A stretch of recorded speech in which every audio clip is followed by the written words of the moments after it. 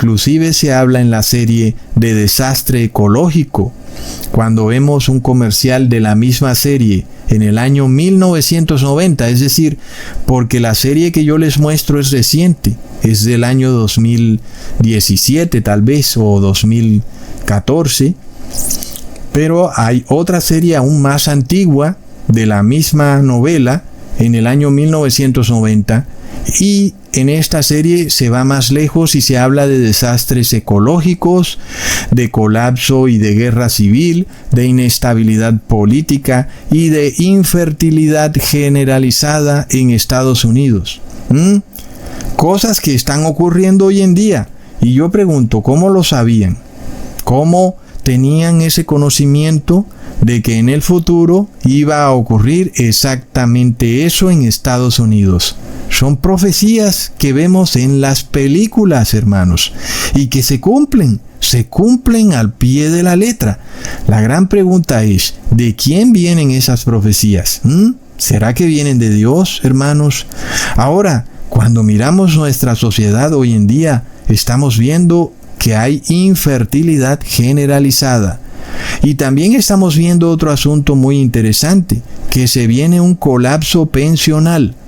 Y muchos dicen que es apenas obvio, porque en una sociedad donde no nacen niños, pues no hay futuros trabajadores que puedan sostener la pirámide pensional, y por supuesto que al no haber personas en la base de la pirámide, los que están pensionados en la cúspide de la pirámide colapsan, y entonces colapsa el sistema pensional. Entonces, en una nación donde la infertilidad se empieza a volver un problema social, económico y político, ¿hasta dónde estarán dispuestos a llegar algunos gobernantes para que se vuelvan a procrear muchos niños?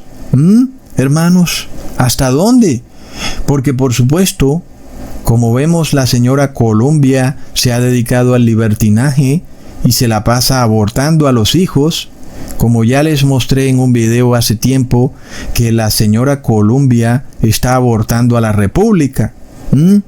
Porque cuando ella mata a sus propios hijos, en realidad está matando a la República. Finalmente, la teocracia tiene que instaurarse para poder, de alguna manera, lograr que Estados Unidos continúe. Porque si no hay hijos, pues la nación va a colapsar con puras personas ancianas. Ahora, otro asunto también muy curioso es que en la misma serie, las mujeres de esa serie dicen que ellas estaban dormidas y que no se dieron cuenta de esa tremenda transformación política que estaba por ocurrir. Y eso nos recuerda a la profecía de Mateo 25, que nos habla de unas vírgenes necias que se quedaron dormidas. Hermanos, y nosotros lo podemos ver en la sociedad. ¿Cuántas personas están totalmente absortas a lo que está por ocurrir? Un cambio terriblemente radical que se va a dar en la sociedad y que paso a paso lo venimos anunciando, hermanos. Y es que en la misma serie se dice que la mayoría de personas estaban dormidas.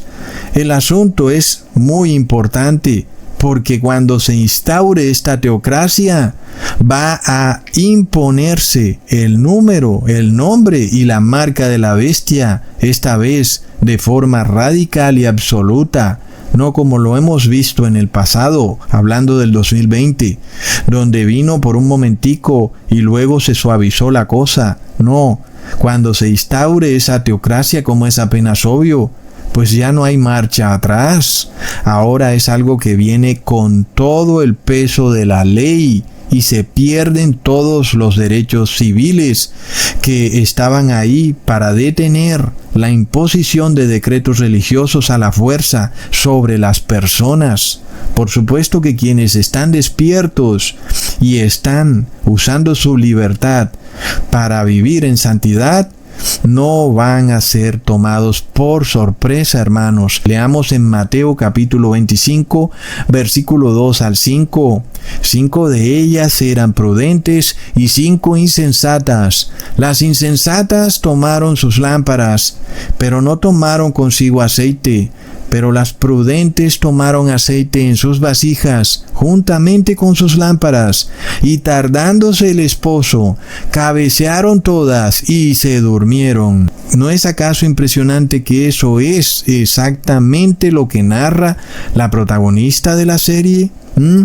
Todas las personas estaban dormidas, estaban en un estado de aletargamiento, pensando que todo seguiría siendo igual como siempre. Imagínate nada más que de repente se forme esta terrible teocracia que impone a la fuerza dogmas religiosos.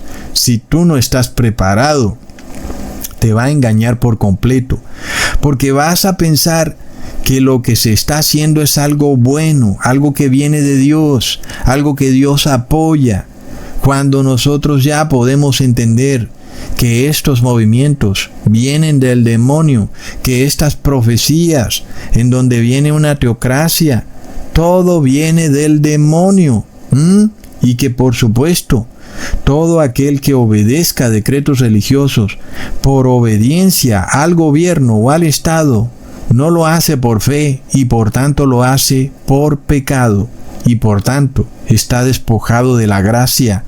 Toma por inmunda la sangre de Cristo y le hace afrenta al Espíritu de gracia. Y es obvio que está despojado de la salvación eterna.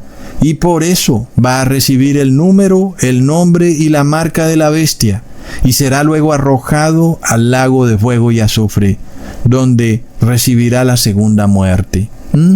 Es lo que viene, hermanos, porque es lo que está profetizado en el Apocalipsis y debe cumplirse con total claridad. No olvidemos que Donald Trump dijo que durante su gobierno él forzó la oración en los colegios y usa claramente la palabra forzar. Imagínate, eso es algo de locos, hermanos. Forzar una oración, algo que Jesús explicó que es totalmente íntimo y privado, diciendo que la persona debía encerrarse en su habitación y debía tener una comunión directa con Dios en privado. ¿Cómo así que un gobernante va a forzar una oración como algo público cuando la oración es claramente un asunto privado e individual? Pero ahora en el fascismo la oración es algo público, colectivo y gubernamental. Es totalmente de locos. Es obvio, hermanos, que esto no viene de Dios. Recuerden cómo les hice varios videos en donde les mostré y les probé que se forzaría a las personas a orarle a la Trinidad. En esos videos les mostré la manera como el Vaticano ya viene implementando aplicaciones de celular en donde tú puedes orarle a la Trinidad a través de la inteligencia artificial y el sistema o la aplicación puede hacerle seguimiento a las oraciones que tú haces. Y si por ejemplo son las 12 del mediodía, esa aplicación te puede notificar diciéndote que debes hacerle la oración a la Trinidad.